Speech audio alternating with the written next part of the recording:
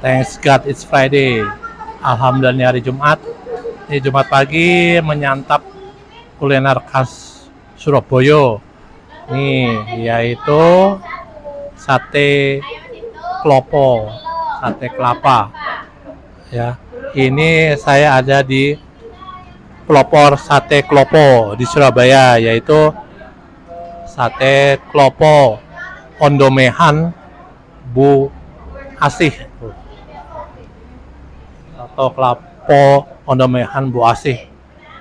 Ya, asalnya dari Madura, dan yang cabang Bu Asih ini adalah resto paling terkenal dan juga paling pertama karena sudah berjualan sejak 1945, sejak Indonesia merdeka. Jadi usianya kan 77 tahun ya, legendaris.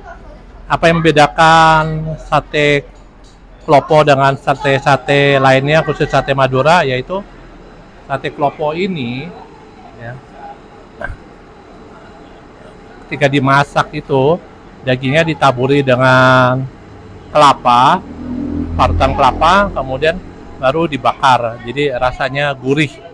Dan di sini beda dengan sate Madura yang banyak di Jakarta, yang biasanya ayam atau kambing.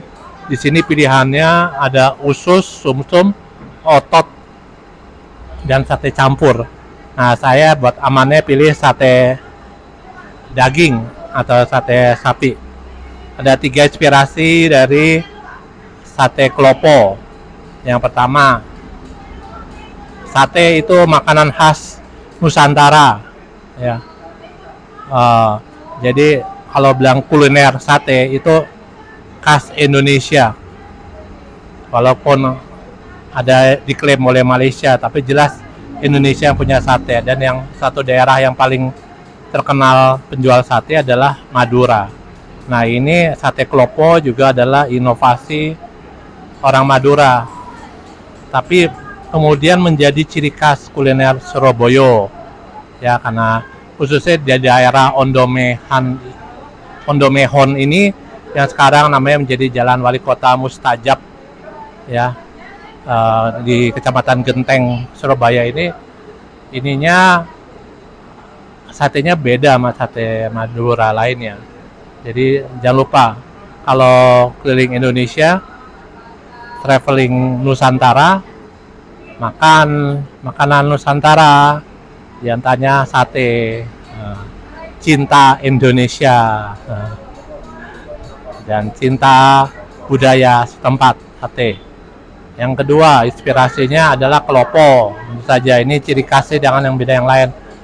Kelapa ini merupakan tumbuhan yang serbaguna ya. Segala macamnya bisa dipakai buat kebutuhan manusia. Dari buah, daun, batang, akar, janur, dan seterusnya. Nah, makanya Indonesia juga kadang-kadang disebut sebagai Pulau Kelapa, makanya ada rayuan Pulau Kelapa. Jakarta dulu nama juga Sunda Kelapa. Jadi kelapa itu sangat penting ya, tumbuhan yang termasuk paling penting di Nusantara pada masa lalu. Jadi ingat ketika makan sate klopo, ingat tentang Indonesia ini dikaruniakan oleh Tuhan ini alam yang sangat indah, sangat kaya raja ijo royo. Mari kita merawatnya agar Pulau Kelapa ini makmur seperti lagu rayuan Pulau Kelapa. Inspirasi ketiga adalah ini ya, coba lihat yang di situ ya. Karena berbagai daging sate ada di situ, kadang-kadang ini disebut juga sebagai sate laler. Tapi jangan jijik dulu ya. Laler itu ternyata ya bukan sesuatu yang menjijikkan juga ya, karena menurut Nabi dia bawa di kaki kanan dan kirinya itu seimbang. Jadi artinya laler itu mengingatkan manusia untuk menjaga kebersihan.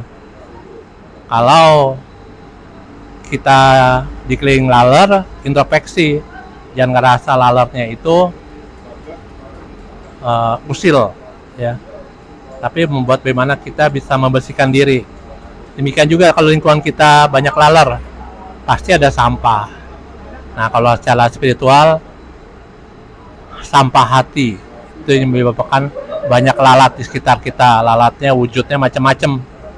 Itu penyakit hati dan juga musibah-musibah lainnya. Itu saya dapat inspirasi dari buku Sampah dan Lalat dari Ustadz Muhammad Adif ya, Qalyani.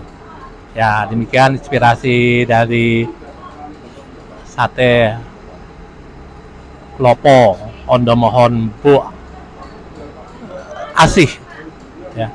Yuk, ini udah tinggal 4, kita sikat saja nih.